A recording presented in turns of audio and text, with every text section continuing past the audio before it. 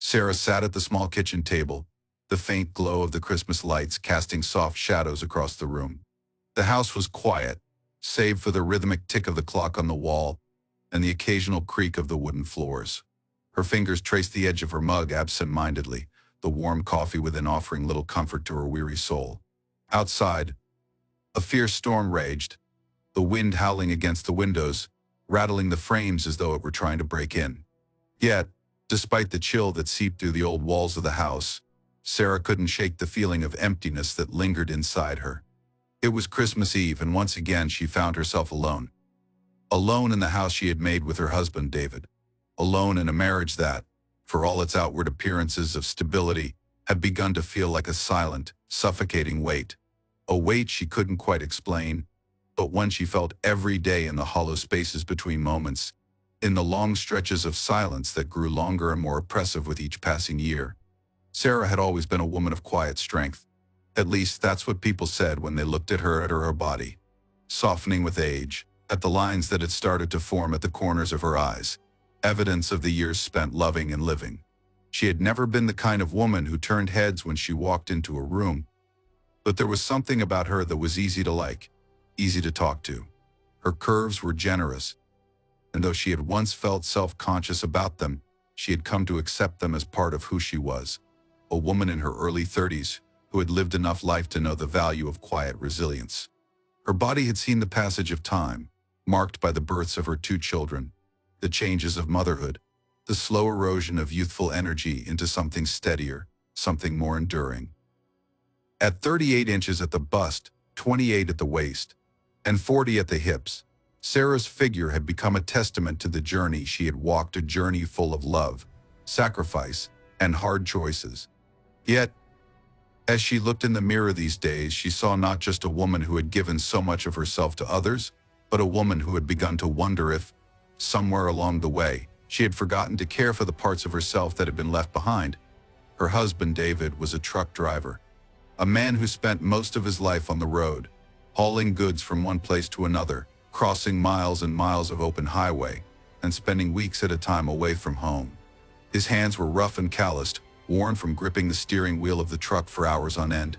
He was the kind of man who did not express his emotions openly but showed his love in quieter, more reliable ways through the work he did, through the way he provided for their family, through the simple acts of care and kindness that spoke volumes to Sarah, even if they were not always enough to bridge the growing distance between them. David was a good man. He wasn't perfect, but he was dependable. He loved her, Sarah knew that. He showed it in the way he looked at her when he came home from a long trip, the way he made sure she was never without anything she needed, the way he kissed her goodbye before leaving for another haul.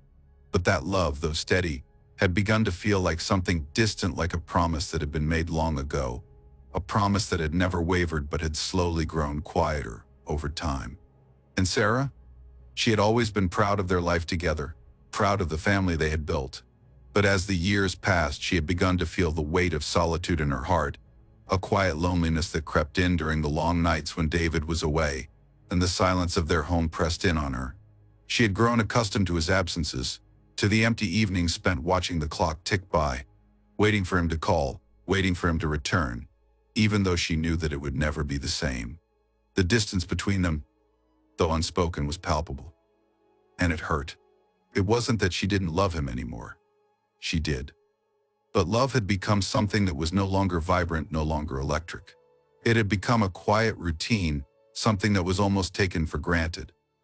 And Sarah wasn't sure if that was enough anymore. As much as she tried to reassure herself, there were moments when the ache of her isolation grew too heavy to ignore. She had often tried to fill the void with the love she gave to their children, but even they could not ease the emptiness inside her. They were growing older, more independent, and though she adored them with all her heart, they could never replace the connection she longed for with her husband. She often found herself staring out of the window late at night, watching the flickering lights of passing cars or the swirl of snowflakes in the wind, feeling a profound sense of longing that had no clear object, only an overwhelming sense of need. David's job was important to him, and Sarah respected that. She knew it wasn't easy for him either, to be away from his family for so long, to live a life of constant motion with no real sense of permanence. She had never complained about the sacrifices he made, never voiced her frustrations out loud. Instead, she kept them locked away inside, buried beneath the facade of being the supportive wife, the patient mother. But as the years went on, the cracks in the facade began to show.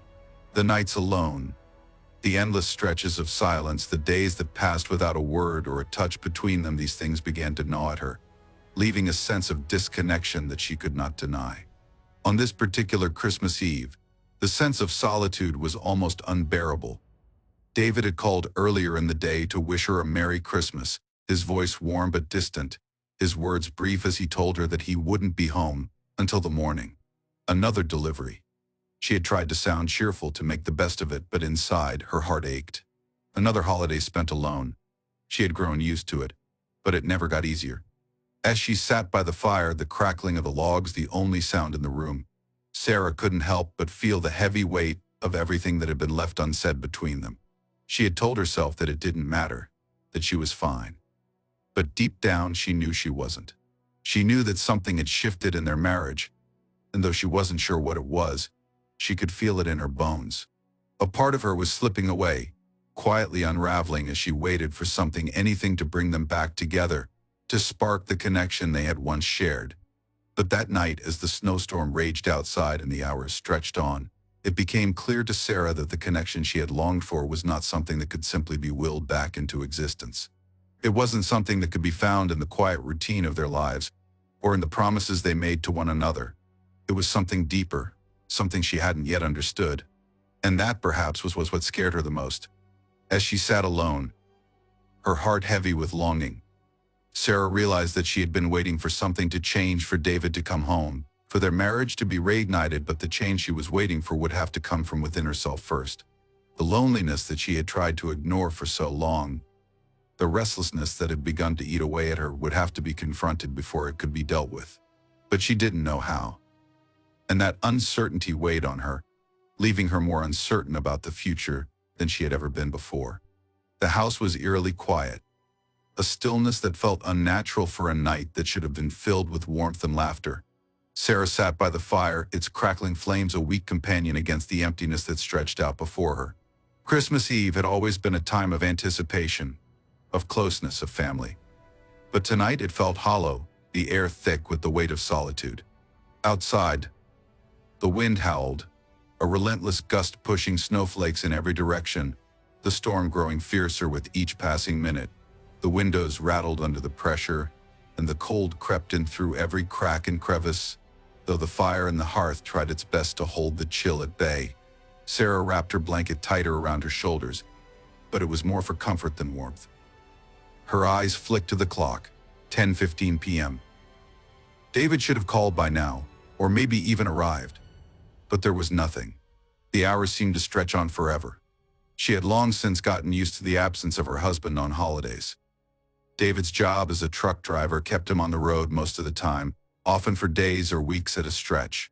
She had accepted it, had to accept it when they had first started their life together. She understood the demands of his work, the endless hours spent behind the wheel, crossing state lines, traveling through cities she would never see. But tonight, despite her best efforts to smile and carry on, the silence felt like a heavy blanket pressing down on her chest. The house, once so full of life, felt barren. She glanced around the room, her gaze briefly resting on the small Christmas tree by the window. It was a modest tree, one they had decorated together before David left, just the two of them. She had put the lights on by herself this year, stringing them through the branches while the children played in the other room. It was always a small, quiet affair, but there was something deeply comforting about the tradition. Tonight, however, the tree felt like a cruel reminder of everything that was missing. The ornaments hung with the same fragility as the moments of happiness she once took for granted in their marriage. The lights twinkled faintly, like stars in a night sky that felt so far away. She took a deep breath and tried to push the feelings aside, tried to concentrate on the warmth of the fire and the flicker of the tree's lights. But no matter how hard she tried, the emptiness inside her refused to be ignored. The house seemed to grow colder, darker, despite the warmth from the hearth. There was no conversation to be had, no one to laugh with, no one to share the moment with.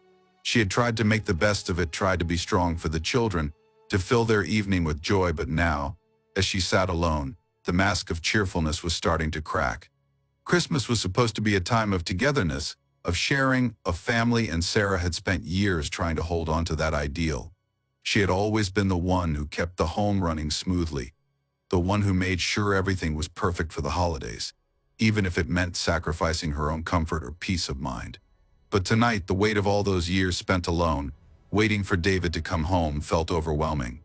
The wind outside continued to rage, the storm growing worse as the night deepened. Sarah could hear the faint creak of the old house as the storm pushed against its walls. She imagined how it must feel for David out on the road, facing the same storm, trying to make his way home. He had promised he would be back for Christmas dinner, but that seemed less and less likely with each hour that passed. She knew how hard he worked, how much he sacrificed for them, and she appreciated it. But in moments like this, when the house felt so empty, she couldn't help but wonder if it was worth it. Was it worth all the time apart? Was it worth the loneliness she felt every time he left? Her thoughts drifted back to the early days of their marriage, when things had been different. Back then, David had been home more often, and they had shared the holidays together with a joy that had come so easily. They had cooked together, laughed together, and planned their futures together.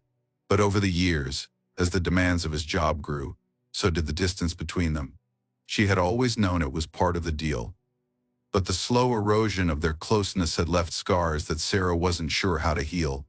The absence of David wasn't the only thing that left her feeling adrift. There was a deep, gnawing sense of dissatisfaction that she had tried to ignore for so long. The house was filled with the reminders of her life, the children's toys scattered across the floor, the dishes waiting to be washed, the photographs on the walls, but none of them seemed to hold the same warmth they once had. The family photos, once a source of pride, now felt like silent witnesses to a life that wasn't as fulfilling as it used to be. She stood up and walked to the window, gazing out into the storm. The snow was coming down in thick sheets, obscuring everything beyond the yard.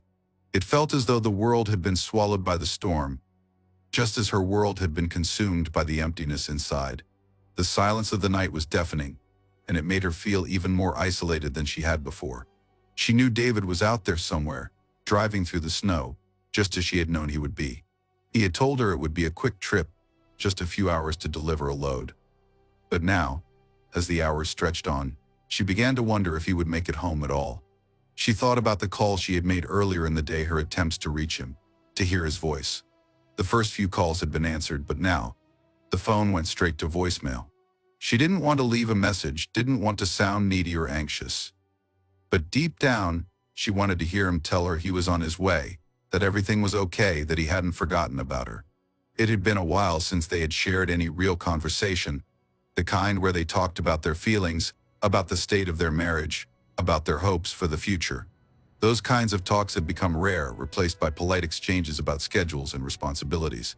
The fire crackled again, breaking her reverie, and Sarah returned to the couch, her eyes flicking over to the empty chair where David usually sat.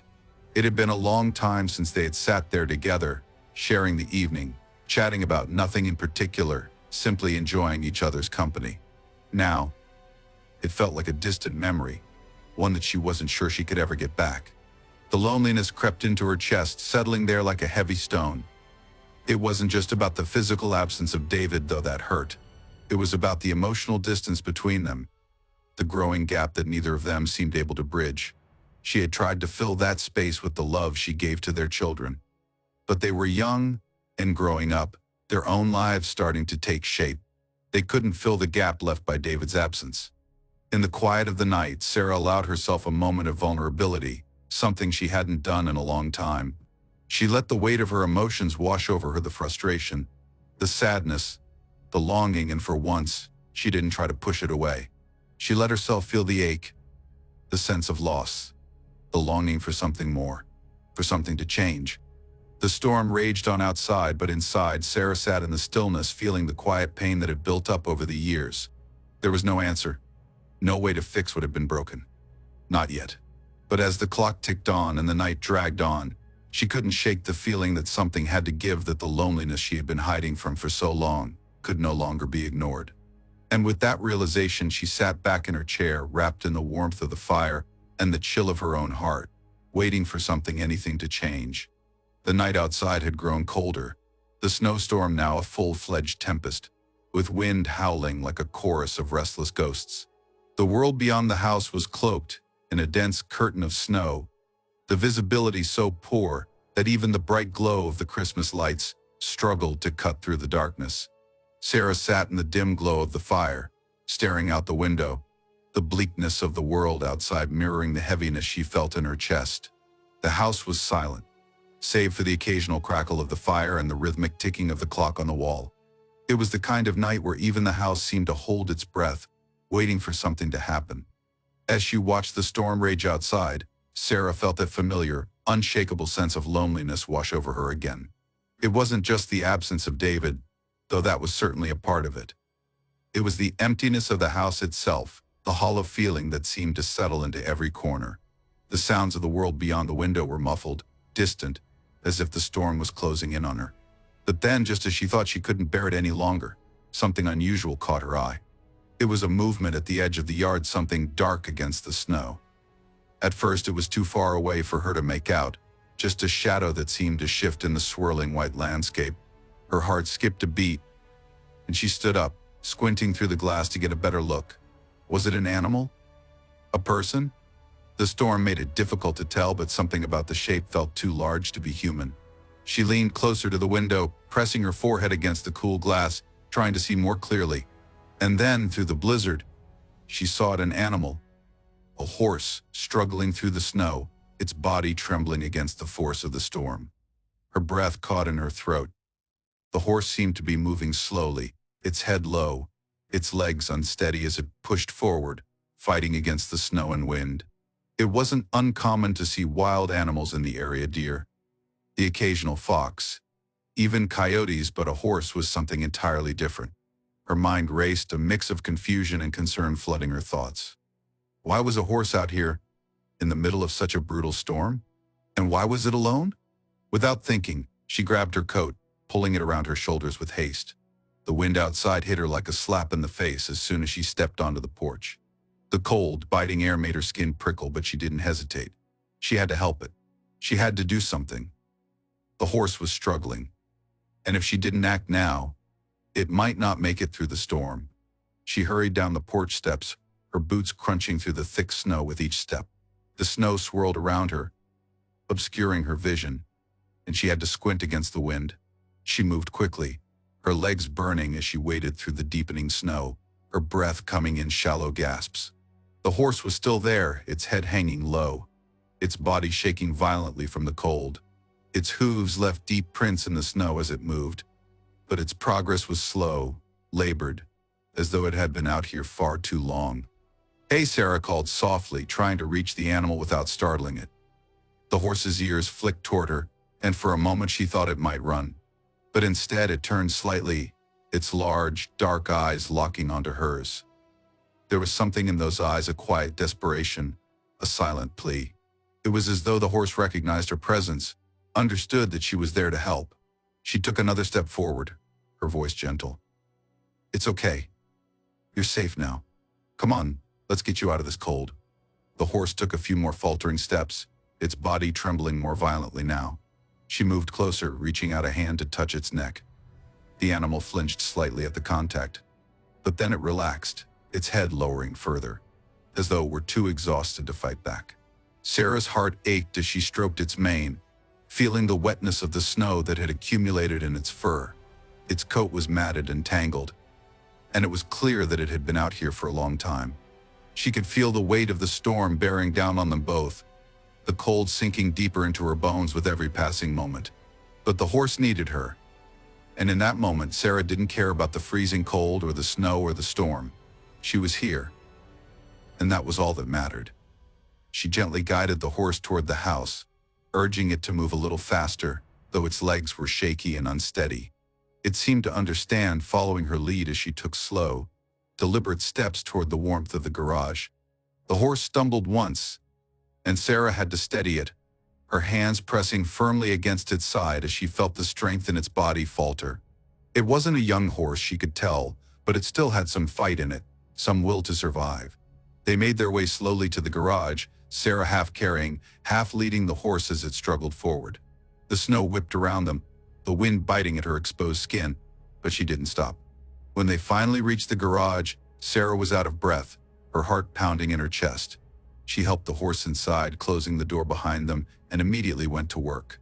She grabbed an old blanket from the back of the garage and draped it over the horse, doing her best to dry it off, though she knew it would take a long time for the animal to fully recover from the cold. She could feel the tremors in its body, the violent shivering that came from more than just the cold. It was exhaustion, fear, a deep sense of vulnerability. The garage smelled like oil and dust, a far cry from the warmth and comfort of the living room, but it was enough for now. She placed a bucket of water in front of the horse, watching as it lowered its head to drink, the sound of its hooves scraping against the concrete floor, almost deafening in the quiet of the space. Sarah didn't know where the horse had come from, or why it had been out there alone in the storm, but it didn't matter now. All that mattered was that it was safe. She moved to the side of the garage and started rummaging through the shelves, looking for something she could feed the horse. She found a half-empty bag of apples in the back, the fruit a little soft, but it would do. She placed a few in front of the horse, watching as it snorted and nuzzled them, devouring the fruit greedily. The sound of the horse eating was comforting in its own way, a small piece of normalcy amidst the chaos of the storm. As Sarah watched the horse, she found herself talking to it, as though it could understand her. She told the animal about her life, about David, about the loneliness she felt, about the struggle to keep things together, even when everything seemed to be falling apart. She didn't expect the horse to answer, but there was something about its presence that made her feel less alone.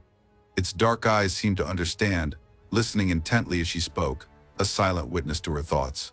The night stretched on, and Sarah remained in the garage, tending to the horse. She didn't want to go back inside, back to the quiet, empty house. In the garage, she had a purpose, something to focus on other than the gnawing loneliness that had plagued her for so long. The storm outside continued to rage, but inside, there was a quiet peace. The horse had found its way to her, in the most unlikely of ways, and now, in its own silent way, it was offering her a kind of companionship she hadn't known she needed. By the time the storm began to abate, and the wind died down to a soft whisper, Sarah knew that the horse had changed something inside her. It wasn't just about saving the animal from the storm, it was about the unspoken connection that had formed between them, the way it had filled the silence in the house and the house could. She didn't know what would happen next, or how long the horse would stay, but for the first time in a long time, she didn't feel quite as alone. The snowstorm raged outside, whipping the windows of the garage with the kind of relentless fury only a winter night could muster. The world beyond was a blur of white and gray, the wind howling like a beast locked in an eternal struggle with the cold. Inside the garage, Sarah stood silently, her hand still on the horse's damp coat. The animal's warm breath clouded the air as it munched on the apple she had given it, but Sarah barely noticed. Her thoughts were elsewhere, lost in the chaos of emotions that had been building in her heart for months. She had always considered herself a strong woman. She had worked hard alongside David, raised their children, kept their home in order, and fought to maintain a semblance of balance despite the strain of his constant absences. But lately the strain had become unbearable. It wasn't just the loneliness, though that was certainly a part of it.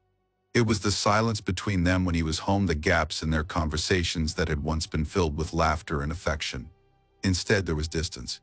He was still physically present, but emotionally absent, a shadow of the man she had married. And then there was the crushing weight of being alone for so long. Nights spent waiting for a call that never came, or for a message from David, only to have them go unanswered. Over time, she had learned to numb herself to the ache of absence, but it didn't stop the loneliness from creeping in like an unwelcome guest. Her mind had wandered during the quiet evenings, the what-ifs and might-have-beens. She couldn't help it. A part of her wanted more connection, something deeper, something real. But when the horse arrived, everything shifted. At first, it seemed like an innocent act of kindness, a desperate animal seeking shelter in a storm, and Sarah, ever the nurturer, offering refuge. The horse had needed her. And in that need, Sarah had found a rare moment of purpose. She had cared for it, given it shelter, and in return it had given her something no human had in a long time, a listening ear, an understanding presence. She had poured out her heart to the animal, spoke of David's absence, of the pain she'd been carrying, of the empty spaces in her life that seemed too vast to fill. It wasn't that she expected the horse to respond, but it felt comforting to share her burdens aloud, as though the universe was listening. She couldn't say exactly when it started, the shift that had occurred in her mind. It was subtle at first. The more time she spent with the horse, the more she felt drawn to it. Not just as an animal in need of care, but as a presence, a strange kind of companion.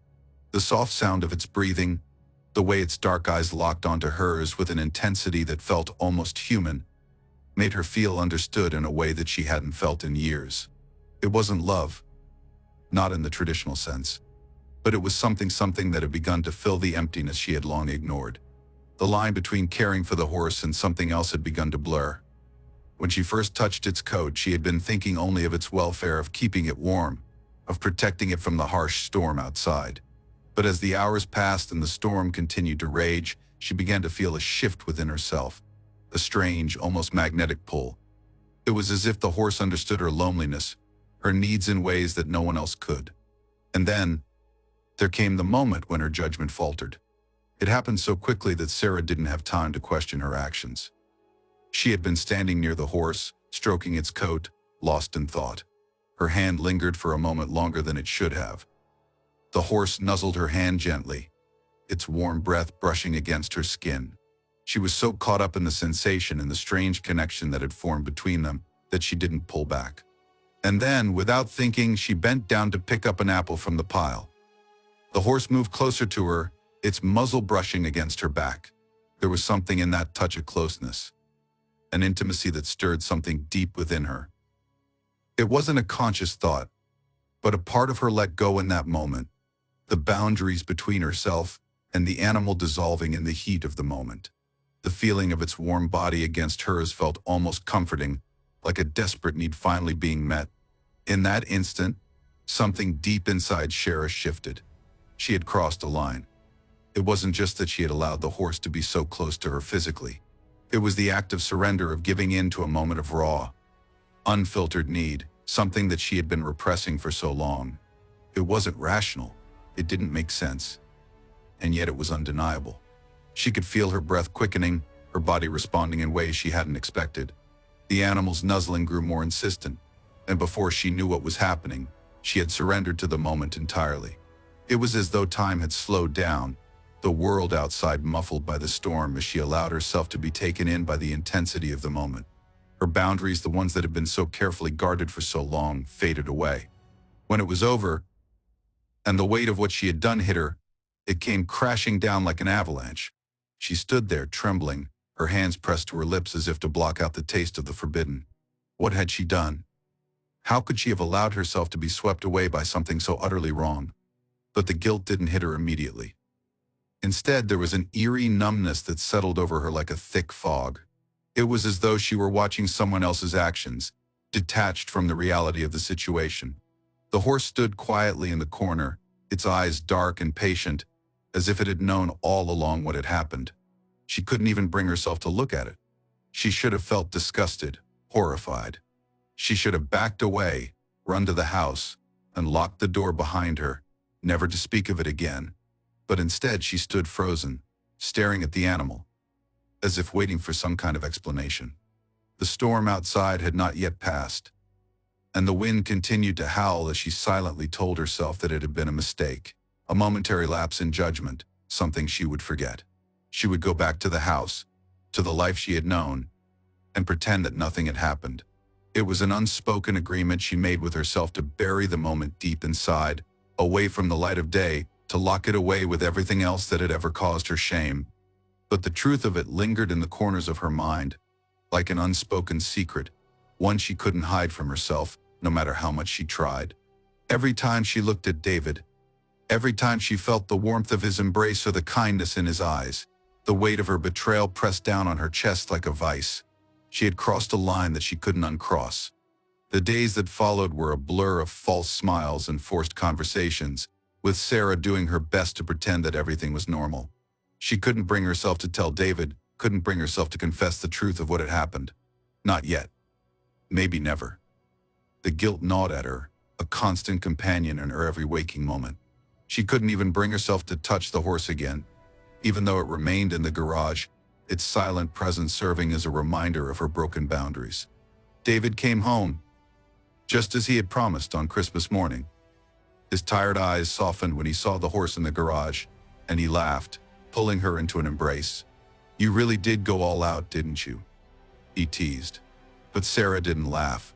Her throat was tight, her chest heavy with the weight of her secret. She had never expected it to happen like this. She never imagined that the quiet loneliness of one Christmas night would lead to something so unforgivable. Yet, here she was, standing beside her husband, trying to act like nothing had changed. But everything had changed. And no matter how hard she tried to ignore it, the truth was there, buried deep within her, a secret that was eating away at her soul. She had betrayed the one person who trusted her, the one person who loved her unconditionally. And now she had to live with it. The first hint of daylight broke through the storm clouds, casting pale light over the snow-covered world outside. The winds had finally died down, and the once roaring blizzard had been reduced to a soft whisper in the distance. The house, which had been so full of turmoil and uncertainty over the past few hours, now felt strangely still. Sarah stood at the window, staring out into the quiet morning, her heart a tangle of emotions. She could hear the unmistakable sound of David's truck pulling into the driveway, its tires crunching over the snow and gravel as it slowed to a stop. She froze, her pulse quickening as the realization hit her like a cold slap. He was home. The relief that surged through her was almost immediate, a rush of comfort at the thought of his presence. David was home, and that meant the loneliness that had stretched out for days, for weeks even, would soon dissipate. But alongside that relief was something else. A shadow. A weight that had settled deep in her chest, pressing down with a force that threatened to suffocate her. She hadn't expected it to feel this way. The joy of his return was clouded by an overwhelming sense of guilt, a guilt she couldn't escape, no matter how hard she tried. For a moment she felt almost paralyzed, as though she couldn't move, couldn't speak. Her hands, still trembling slightly from the night's events, gripped the windowsill as she tried to steady herself. She thought of the horse, of what had happened in the garage during the storm. The way she had let herself be drawn into a moment of weakness, surrendering to something that wasn't even remotely right. It had been a mistake, an impulse, a betrayal, but it was done, and now she had to live with it. The sound of the truck door slamming shut snapped her out of her thoughts. David was here. He was home. And Sarah forced herself to breathe, to calm the storm inside her mind. She had to face him. She had to put on the mask of normalcy, of the wife who had dutifully waited for his return, who had done nothing wrong. But as the footsteps grew louder, approaching the door, she felt the walls closing in. She wasn't sure how to face him, how to look him in the eyes without feeling the weight of her secret pressing down on her every word, every movement. David entered the house with the warmth and familiarity of someone who had been away for too long. He took off his coat and hung it on the hook by the door, letting out a deep sigh of relief. Sarah heard the rustling of his boots, the familiar clink of his keys in the pocket, the small sounds that filled their home with a sense of comfort and security. But for Sarah, these sounds felt jarring, like a reminder of how far removed she had become from the woman she used to be. "Hey," David called, his voice a little hoarse from the long hours on the road. "I'm back." His words were simple, but they carried the weight of everything he had been through over the past few days. She could hear the exhaustion in his voice, the relief that he was finally home after days of driving through storm and snow. He had been working tirelessly, pushing himself to the limit to provide for their family, and now, here he was safe, back with her. But all she could think about was the lie she had wrapped herself in, the betrayal that clung to her like a shadow. She swallowed hard and tried to speak, but the words caught in her throat. "Hi," she managed, her voice weak, unsteady. David appeared in the doorway, his tired eyes softening as he saw her standing there. He smiled, the warmth in his expression pulling at her heartstrings. "You okay? You look like you've been through a storm yourself," he said with a chuckle, trying to lighten the mood. Sarah forced a smile, but it felt hollow. She couldn't shake the feeling that he could somehow see through her, that her guilt was written all over her face. She nodded, not trusting herself to say anything more. David's gaze shifted to the garage, where the horse was still quietly resting. "What's this?" he asked, raising an eyebrow. "You went and got us a horse for Christmas." For a brief moment, Sarah felt a surge of panic. She hadn't prepared for this, hadn't thought through how she would explain the presence of the horse in the garage. She hadn't thought about how it would look, how it might raise questions. She had been so wrapped up in the overwhelming guilt of what had happened that she hadn't considered the logistics. It's a surprise, Sarah said, the words tumbling out of her mouth before she could stop them. She tried to sound casual, but the tremor in her voice betrayed her. I thought it might be nice, something different. It was caught in the storm last night, so I brought it inside to keep it warm. David nodded, a small smile playing at the corners of his lips. You really didn't have to go all out like this. I mean, we don't exactly have a stable for a horse. But hey, it's a nice gesture. Christmas miracle, right? Sarah nodded, though her stomach churned with guilt. Yeah, I guess so.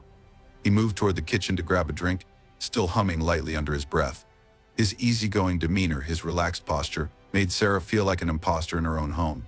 She was the same woman who had cared for him all these years, who had supported him through every challenge. But now everything felt different. Her love for him hadn't changed, but the weight of her actions was suffocating. David returned with a bottle of water and sat down on the couch, kicking off his boots with a sigh of relief. He stretched out his legs, rubbing his eyes with the heels of his palms. Man, it's good to be home, he said, his voice thick with exhaustion.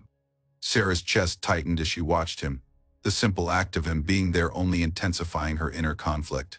He deserved more than this. He deserved the truth, but she wasn't ready. She couldn't bring herself to tell him.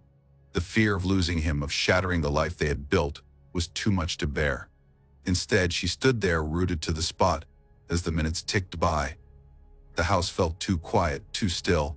Everything around her seemed to press in on her, the weight of her guilt, the nagging suspicion that her betrayal had already begun to poison the air between them.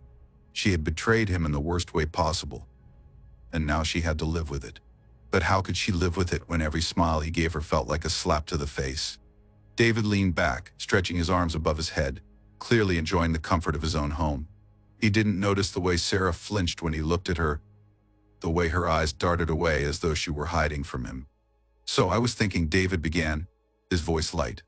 We could make something nice for dinner tonight. You know, a real Christmas feast, just the two of us. I've missed you, Sarah. At those words, Sarah's heart ached. He loved her so much, loved her in ways that she had taken for granted. He was the dependable husband, the man who always came back, the one who always tried to make things right. And she had betrayed him. She had broken the trust they had built over years, and now there was no going back. I've missed you too, she replied, the words barely escaping her lips. She tried to force a smile, but it felt so fake, so hollow. David leaned forward, concern flickering in his eyes. Hey, you sure you're okay? You seem off. If something's wrong, you know you can talk to me. His words were genuine, sincere. It was then that Sarah realized how much she had taken him for granted. He had always been there for her through everything. But now she was the one who had broken that bond.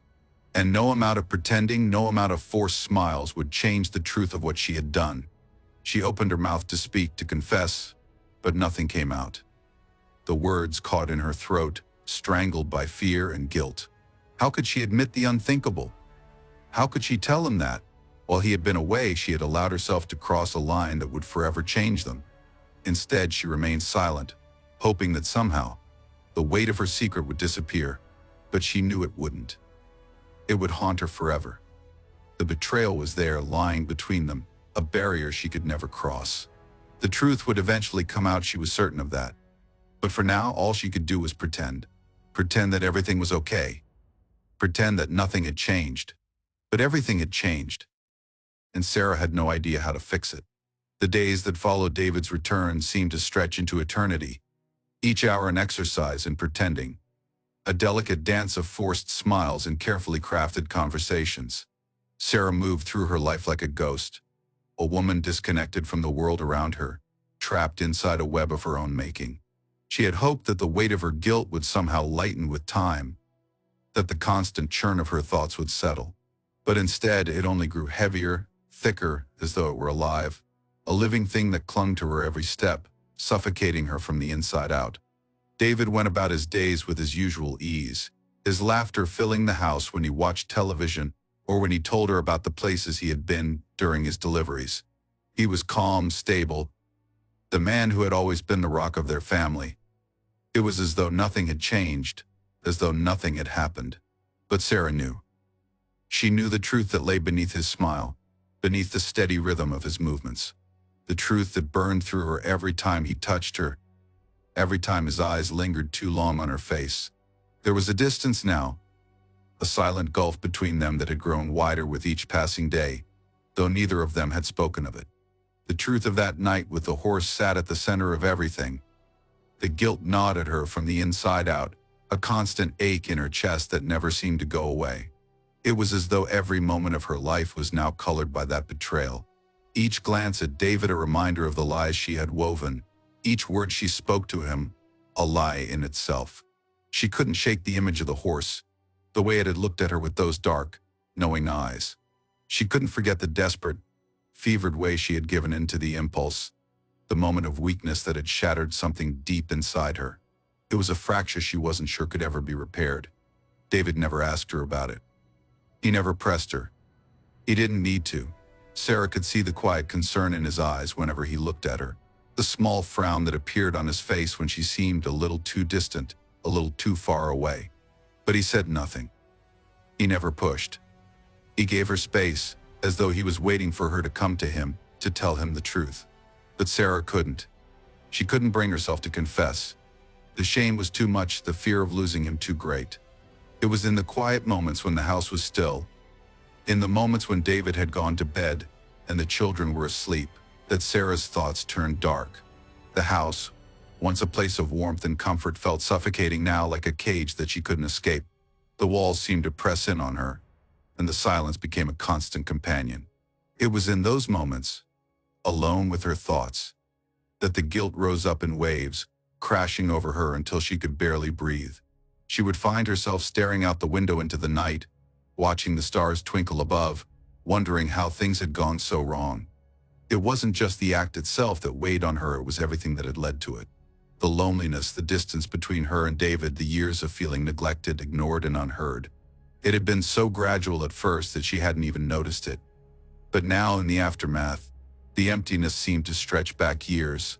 David was always gone, always working, always out on the road, and Sarah had grown used to the absence, to the quiet of her own company. The intimacy they once shared had slowly withered, replaced by long stretches of silence, by routines that never quite met each other. And in the midst of that silence, in the midst of that growing disconnect, she had sought solace in something she could never have imagined. The horse had been a symbol of something she had lost, something she had given up without even realizing it. The horse had been there, in that moment of desperation, to listen, to stand silently beside her as she spoke the words she had kept locked inside for so long. It had been an unspoken understanding, an empty moment that somehow seemed to fill the void that had grown between her and David. But in the end, it was nothing more than an illusion, a false comfort that had only deepened her sense of guilt. Now, every time David held her, every time he touched her, she felt as though she were betraying him all over again. The intimacy that had once been so natural between them now felt strained, artificial. She couldn't help but think of the night with the horse, the way she had felt in that moment, weak, vulnerable, lost. She couldn't erase the image from her mind, couldn't free herself from the crushing weight of it. David, for his part, seemed oblivious to the growing chasm between them. He still kissed her goodnight, still told her he loved her as he left for work in the mornings, still tried to make small talk when he was home. But there was something in his eyes now, something that hadn't been there before. A quiet sadness. A distance. He didn't know what had happened, didn't know the depth of Sarah's inner turmoil, and part of her feared that he never would. But every time she looked at him, she saw it, his trust, his love, his belief in her, and it made her feel like a fraud. The more she tried to bury the truth, the heavier it became. The weight of the secret pressed down on her, suffocating her, stealing her breath. It was a burden she couldn't escape, a burden she had brought upon herself, and now had no idea how to lift. She couldn't run from it. She couldn't outrun the shame, the guilt, the fear. It followed her everywhere she went, and it seeped into everything she did. Sarah's life had become a careful balancing act, keeping up appearances, playing the role of the loving wife, the supportive partner, while inside she was unraveling. She felt as though she were living two lives, one in which she was the dutiful wife, the other in which she was a woman who had betrayed the one person who had always stood by her. Each time she saw David smile, each time he touched her, the guilt would surge, and she would have to push it back down, pretending that everything was fine, that nothing had changed. But nothing would ever be the same again. The betrayal had already happened. The trust that had once defined their relationship had been shattered, and no matter how hard Sarah tried to pretend otherwise, she knew it. Deep down, she knew that nothing could ever erase the memory of what she had done, no matter how much time passed. She couldn't tell him the truth, couldn't face the consequences of her actions. Not yet. But the guilt was becoming unbearable. It was like a wound that wouldn't heal, a scar that would never fade. She could feel it in every conversation, in every touch, in every shared moment. She could feel the weight of it pressing in on her, suffocating her. And she didn't know how much longer she could keep up the facade. The conflict inside her grew by the day. She longed to tell him, to confess, to make things right. But the fear of what would happen if she did, if she shattered the illusion they had built together, kept her from speaking the truth. The fear of losing him, of losing everything, was too much to bear. And so she kept silent, trapped in her own guilt, caught in a cycle of self-loathing and fear that threatened to destroy everything. Sarah didn't know how to fix things. She didn't know if she ever could. But she knew one thing for certain: she couldn't keep living this way. Something had to change. But what? How could she ever fix what she had broken? How could she ever go back to the way things were before? The truth was, she didn't know. And the longer she stayed silent, the more she became convinced that she might never find the answers she so desperately needed. But for now, she would continue to live with the burden. She would continue to carry the weight of her actions, trying to ignore the cracks that were slowly starting to show in the life she had worked so hard to build. And the conflict inside her would continue to simmer, unresolved, always there, always present.